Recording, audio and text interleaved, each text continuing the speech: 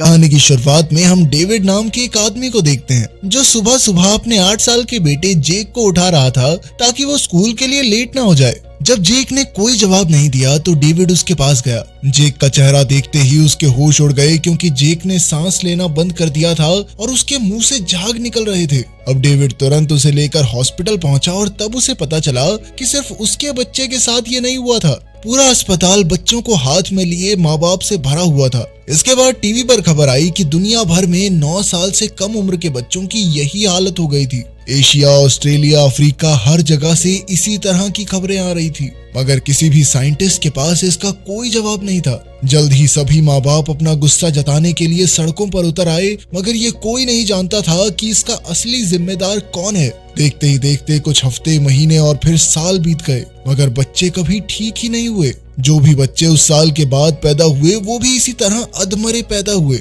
जिस वजह से पूरी इंसान प्रजाति के खत्म होने का खतरा बन गया। इसके बाद इन बीमार बच्चों के इलाज के लिए और माँ बाप को और बच्चे पैदा करने से रोकने के लिए कई सारे कानून बनाए गए, जिस वजह से दुनिया भर में दंगे फसाद होने लगे। इधर ये बच्चे तभी हिलते थे जब उन्हें दिन में 2 बार एक ही वक्त पर दौरे पड़ते थे। विज्ञान के पास इन दौरों का कोई जवाब नहीं था और देखते ही देखते 10 साल बीत गए। 8 साल का जेक अब 18 साल का हो गया था, पर उसके अंदर जान नहीं थी। डेविड ने अब तक उसे खिला पिलाकर स्वस्थ रखा था, पर वो भी अब बाकी माँ बाप की तरह बच्चों के ठीक होने की उम्मीद तो छोड़ ही चुका था। डेविड के शहर में बचे हुए बच्चों का स्कूल खत्म होने के बाद स्कूल बंद कर दिया गया और जिम को बीमार बच्चों के लिए हॉस्पिटल बनाया गया। यहाँ की हेड डॉक्टर जीन नाम की लड़की थी। इसके बाद हम जीन के एक्स हस्बैंड टॉम को देखते हैं, जो कुछ साल पहले एक आदमी को मारने के जुर्म में जेल चला गया था। इस घटना के बाद उसकी पूरी जिंदगी बदल गई क्योंकि उसका परिवार और नौकरी दोनों ही छिन गए।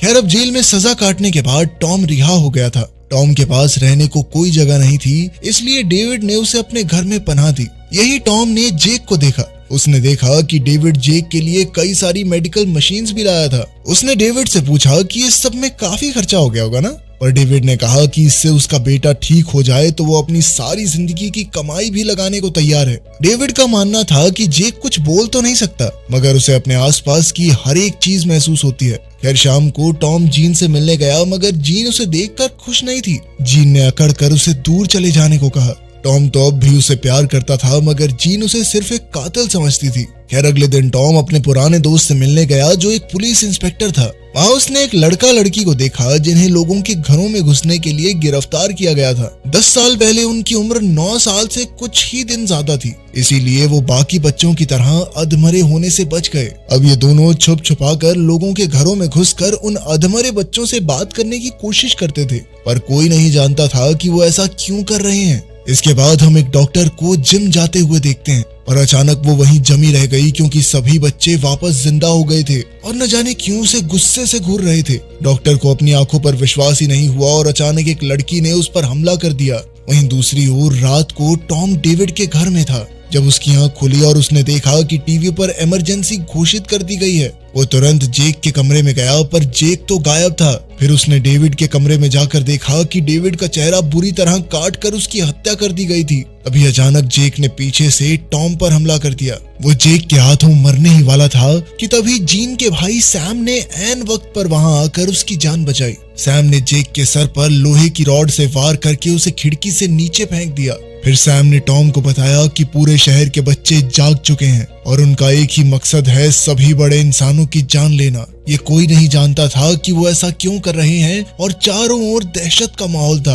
तभी उन्हें याद आया कि जीन रात को जिम में बच्चों की देखभाल कर रही थी, इसीलिए वो तुरंत उसे बचाने दौड़े और अचानक जेक ने फिर से उन पर हमला कर दिया। उन्होंने जैसे तैसे जेक को बेहोश किया और गाड़ी से स्कूल पहुंचे। वहाँ उन्हें एक नर्स की लाश मिली जिसका चेहरा बुरी तरह मुड़ा हुआ था। अब वो जीन को ढूंढ रहे थे कि अचानक कई बच्चों ने उन पर हमला कर दिया। बच्चे बार बार उनका चेहरा पकड़ने की कोशिश कर रहे थे, लेकिन तभी पुलिस स्टेशन वाले लड़का लड़की ने उनकी जान बचाई। उनका नाम था किप और क्लेयर। असल में बाकी बच्चों को लगता था कि किप और क्लेयर भी उनके साथी हैं, इसीलिए उन पर किसी ने हमला नहीं किया। अब टॉम ने उन्हें शहर से भाग जाने को कहा और सैम के साथ जीन को ढूंढने लगा। तभी अचानक सामने से उन्हें पागल बच्चों का झुंड आता हुआ दिखा, पर वो तुरंत ही एक कमरे में घुस गए। वहाँ उन्हें 8 लोग मिले जो बच्चों से बचकर छिपे हुए थे। उन्होंने टॉम को बताया कि जीन वेंट के जरिए जख्मी लोगों के लिए दवाई लेने गई है, जिसके बाद टॉम भी तुरंत वेंट में घुस गया। कुछ मिनटों बाद सैम को दरवाजा खटखटाने की आवाज आई,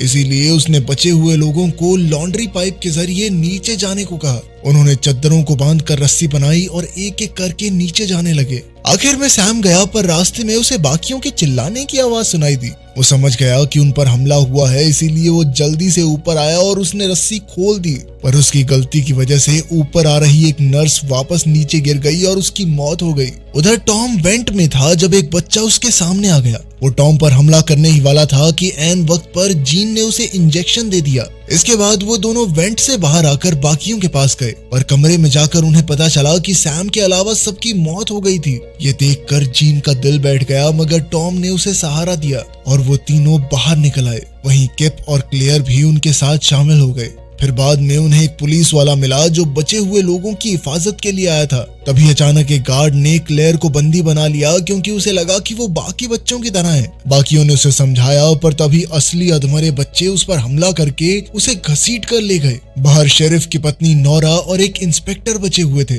अचानक पीछे से बच्चों ने उन पर हमला कर दिया, पर टॉम और उसके साथियों ने ऐन वक्त पर आकर उन्हें बचाया। इसी बीच क्लेयर बच्चों में ही गुम हो गई और बाकी सब उसे छोड़कर चले गए। किप को उसकी बहुत चिंता हो रही थी, पर उसे विश्वास भी था कि बच्चों को उसकी असलियत का पता नहीं चलेगा।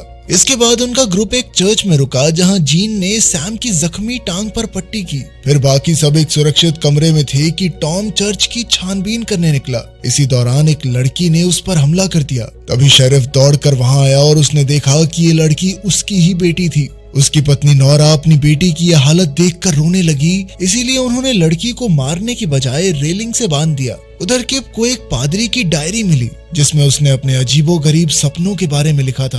कुछ घंटों बाद उन्होंने देखा कि उसी पादरी को बाहर बच्चों ने घेर लिया था। उन्होंने पादरी को जमीन पर पकड़ कर रखा और फिर एक बच्चे ने उसके चेहरे पर हाथ रखकर उसकी जान ले ली। मरने से पहले पादरी ने कहा कि वो तैयार नहीं है। इधर किप ने ये डायरी टॉम को दिखाई और उसे आखिरी पन्ना पढ़ने को कहा। उसमें पादरी ने अपनी मौत के बारे में लिखा था कि बच्चों ने उसके चेहरे से उसकी आत्मा निकाल ली थी। उसने ये भी लिखा था कि ये बच्चे तुम्हारे साथ वैसा ही करेंगे जैसा तुम इनके साथ करोगे। टॉम को इसका असली मतलब समझ नहीं आया, मगर आगे के लिए उसने ये पन्ना संभाल कर रखा। उधर नोरा ने अपनी बेटी को रोते हुए देखा तो उसे लगा कि वो ठीक हो गई है, इसीलिए उसने अपनी बेटी की रस्सियां खोल दी, मगर उसी बेटी ने एक ही झटके में उसे मौत के घाट उतार दिया। जब शेरिफ वहां पहुंचा तो उसे लगा मानो उसकी तो दुनिया ही खत्म हो गई है, इसीलिए उसने पहले अपनी बेटी को गोली मारी और फिर खुद मारा गया। फिर अगली सुबह हम देखते हैं कि क्लेयर अब भी जिंदा थी और जब वो अपने घर पहुंची तो उसे अपनी माँ की लाश खून में लिपटी हुई मिली। वहीं दूसरी ओर टॉम और उसके साथियों को पास ही में आर्मी बेस होने की खबर मिली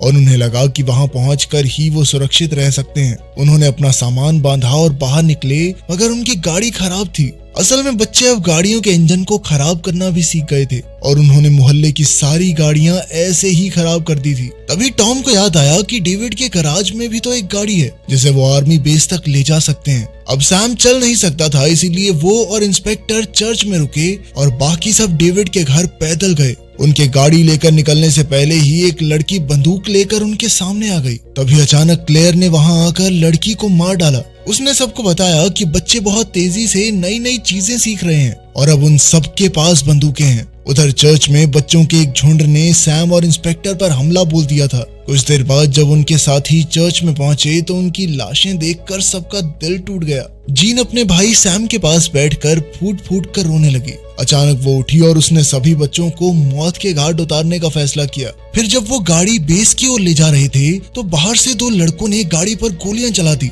इससे गाड़ी के टायर फट गए और टॉम ने सबको सर नीचे करने को कहा, पर जीन बिना सुने बाहर आ गई और कुछ ही पलों में उसने बच्चों को गोलियों से भून दिया। वो उनके मरने के बाद भी गोलियां बरसाती रही, जिसे देखकर उनके साथी घबरा गए। अब जीन की गोलियां खत्म हो गई थी, इसलिए उसने पुलिस स्टेशन जाकर और गोलियां लाने का फैसला किया, पर टॉम ने उसे समझाया कि अब और गोलियों की जरूरत नहीं है। लेकिन जीन अड़ी रही और अकेली पुलिस स्टेशन की ओर निकल गई। जल्द ही क्लिप और क्लेयर भी उसके पीछे चले गए और अब टॉम अकेला रह गया था। वो अकेला आर्मी बेस की ओर चलने लगा, पर फिर रास्ते में बैठकर उसने पादरी का लिखा हुआ वो कागज दोबारा पढ़ा। उसे समझ आया कि ये बच्चे लोगों की आत्मा छीन रहे हैं, पर इनको रोकना कैसे है ये तरीका यहाँ नहीं लिखा था। उधर पुलिस स्टेशन में जीन और उसके साथियों ने देखा कि कई बच्चे हथियार इकट्ठा कर रहे थे। तब क्लेयर ने अंदर जाकर बंदूकें चुराने का फैसला किया, क्योंकि बच्चे उसे अपने जैसा समझते थे। जीन और किप दूसरे कमरे में उसका इंतजार कर रहे थे कि अचानक उन्हें गोलियां चलने की आवाज आई। किप दौड़कर क्लेयर के पास गया तो उसे पता चला कि क्लेयर को गोली लगी थी। किप ने उस पर गोली चलाने वाले को मार डाला, पर बदले में एक लड़की ने उसे भी गोली मार दी। आखिरकार किप और क्लेयर हाथों में हाथ लिए मारे गए। कुछ देर बाद टॉम पुलिस स्टेशन पहुंचा तो उसने देखा कि जीन पागल हो चुकी थी। उसे कुछ समझ नहीं आ रहा था, क्योंकि उसे लग रहा था कि बच्चों ने उसे चारों ओर से घेर लिया है। खैर, टॉम ने जैसे तैसे उसे समझाया और उसे लेकर बाहर आ गया। जल्द ही बच्चों ने उन्हें घेर लिया तो टॉम ने जीन को नीचे बैठाकर अपनी जिंदगी के सबसे हसीन पल याद करने को कहा। इसके बाद वो एक बच्चे के पास गया और उसे कहा कि मैं तैयार हूँ। असल में टॉम समझ गया कि ये बच्चे उन्हें वही महसूस करवाते हैं जो वो उन्हें करवाएंगे। जब तुम इन्हें देखकर डर और गुस्से की भावना पैदा करोगे तो ये तुम्हारे साथ भी वैसा ही करेंगे। कुछ पलों बाद जब जीन ने आंखें खोली तो वो एकदम अकेली थी। आखिर में हम देखते हैं कि वो अपने घर के बाहर बैठी हुई उस पादरी का लिखा हुआ कागज पढ़ रही थी। तभी उसने देखा कि बच्चों ने उसके घर को घेर लिया था, पर इस बार वो बिना डरे दरवाजा खोलकर अंदर चली गई, क्योंकि अगर वो उन पर विश्वास करेगी तो बच्चे भी उस पर विश्वास करेंगे। लेकिन तुम गलती से किसी के झूठे प्यार के वादों पे विश्वास मत कर लेना। सब्सक्राइबर हो यार तुम मेरे, चिंता मुझे तुम्हारी।